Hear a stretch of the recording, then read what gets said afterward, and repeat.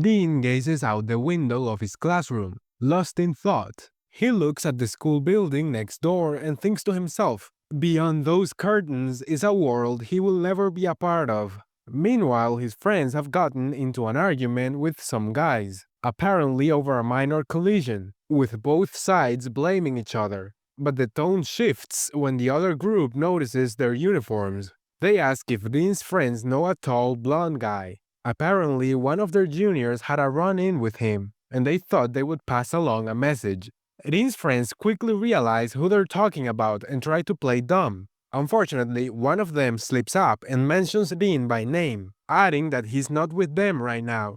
Just then, Dean appears. The guys immediately recognize him and back off in a panic, fleeing the scene without another word.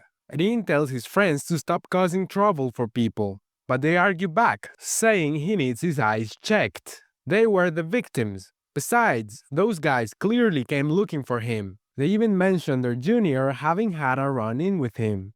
Dean figures he knows what they were talking about. Last night, he overheard some shouting outside his house. A couple was arguing about cheating, something about a misunderstanding. Curious, Dean stepped outside to see what was going on. After the guy got slapped, Dean felt bad for him and decided to check in. But as soon as Dean approached, the guy panicked and ran off, stumbling as he went.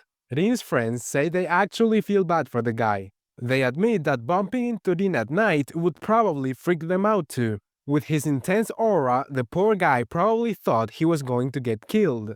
Later, they cross paths with a group of girls from the neighboring all-girls school. Their own school is all boys, and for some reason, these girls really seem to hate them. For example, one girl drops her handkerchief, and when one of the guys picks it up and tries to hand it back, she tells him to throw it away. She no longer has any desire to use it. Yeah, they definitely hate them, but the guy just laughs it off, joking that she was probably flustered by his good looks. In any case, it doesn't really matter. Those princesses clearly want nothing to do with a bunch of idiots like them. They go to an all-girls private academy, a prestigious institution for elite young ladies. But as far as those girls are concerned, they don't act like ladies at all. On the other side is a public high school, a bottom-tier school that, according to everyone, is where all the idiots end up. As you can see, the girls at the private school openly despise the boys from the public one. Even though the two schools are right next to each other,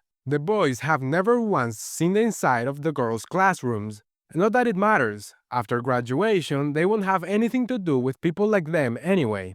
After school, Dean is invited to karaoke, but he turns it down. Instead, he runs through the rain to get to a cake shop. When he arrives, his boss immediately scolds him for being late. He asks her to cut him some slack. It's a long walk from school, and it started pouring on the way. He also jokes, asking if she's really okay with having a scary guy like him working at the front counter. She tells him not to worry, there's only one customer right now, and no one else is likely to show up in this weather.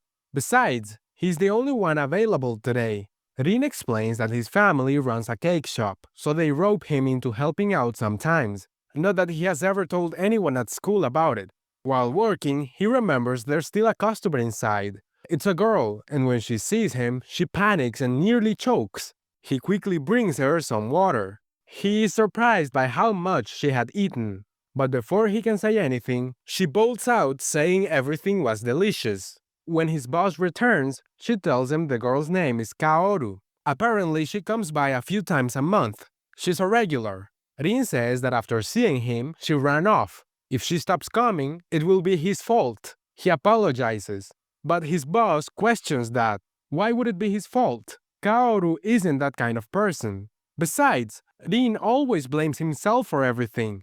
It's a bad habit. Anyway, if Caoru does stop coming, they will win her back with cake. She will be hooked again in no time. The next day, his boss, or rather his mom, tells him that Caoru has come back and that she wants to see him. When they meet, Caoru says she wants to treat him. Rin is taken aback. A younger girl offering to buy him cake at his own family's shop? Caoru apologizes for suddenly running off the day before. The cake is her way of making up for it. But as she says this, she starts drooling, clearly wanting the cake herself. Rin ends up convincing her to eat it instead. She also says she's sorry if she surprised him yesterday. Not many people eat that much by themselves. Then she asks for his name. Dean wonders why someone like her would care about someone like him. But she says now she finally knows. She has actually seen him around the shop before. He helps out sometimes, right? That catches Dean off guard. If she has seen him before, then she didn't run off because she was scared of him? Kaoru quickly assures him that wasn't the case. She has seen him plenty of times before. She only ran away because she had never had a guy look at her like that before. It flustered her a little. Rin is confused. Why would she get flustered? Usually, people are afraid when someone like him stares at them. That's how it has always been. Then he notices it's already dark outside. He offers to walk her to the station. It can be dangerous this late, but Kaoru says she will be fine. The station is not far. Still, before leaving, she turns back and tells him something important. Earlier, he asked if she ran off because she was scared of him. But the truth is, she has never once thought of him as scary. A little later, Rin's mother bursts into his room holding the cake Kaoru was supposed to take home. She found it lying in the street just outside when she went to close up shop. She asks if Rin made sure Kaoru got home safely. Without a word, he dashes out to find her. When he does, he sees her, talking to the same group of guys he and his friends had run into the other day. They ask Kaoru why she was hanging out with Rin.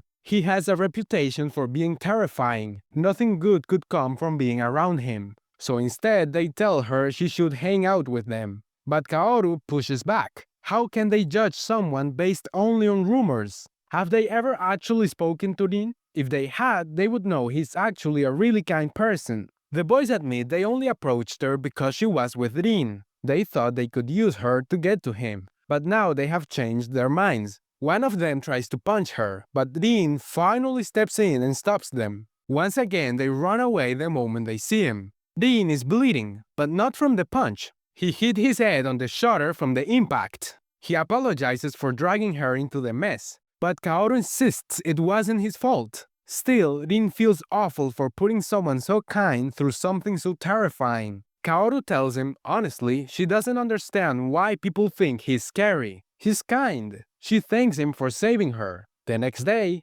Rin is the first to arrive at school. Then, something unexpected catches his attention. It looks like someone is about to open the curtains at the girls' school next door. To his surprise, it's Kaoru who opens them. And for a moment, they look right at each other. Rin quickly hides, confused and stunned. What is she doing there? She's a student at that school? You gotta be kidding.